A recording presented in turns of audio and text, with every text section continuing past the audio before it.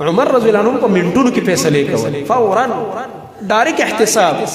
هر گورنر نه به هر کال رپورټ غوښتو او یوازې د گورنر په رپورټ باندې به اکتفا نه کوله چې گورنر وایي چې دا چل دی نو بس زه به چې دا چلې، نه،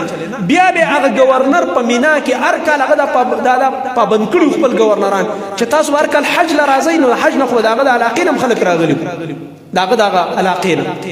هغه گورنر به په مینا میدان کې، مینا کې ټول اجیان تیار راغونډي، هلته به باقاعده گورنر احتساب د خپل عوام مخې ته کوي. لکه اوس مثلا مثال درکړم چې زمونږ اوس د خیبر پښتونخوا نه خلک حج له تلي او د دې ځای گورنر په مینا کې ودرېږي او زمونږ چې څومره پښتانه دي او خیبر پښتونخوا خلک د اعلان وشي لکه راجمع شي ستاسو گورنر احتساب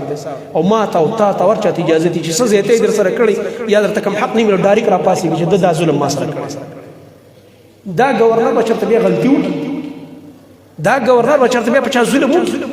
دا گورنر به ستا په حق درکولو کې لیټوالی وکړي، ته خو پته ده چې بله ورځ بیا هلته ودرېږي د خلکو په مخ کې مې شرموي. داسې مخامخ خبرې به وي. د حکومت چل د صحابو نه زده کړه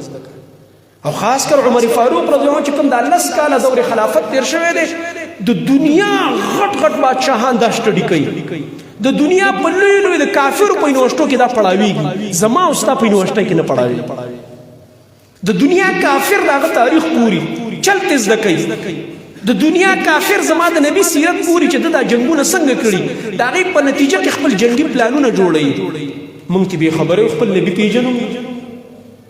د دنیا کافر لګي د نن زموږ د خلفاو تاریخونه راوچتای او هغوی نه چلونه زده کوي د سیاستونو او د ملکونو د جوړول. مسلمانان ته خبروم نه، مسلمانان ودو پراته دي.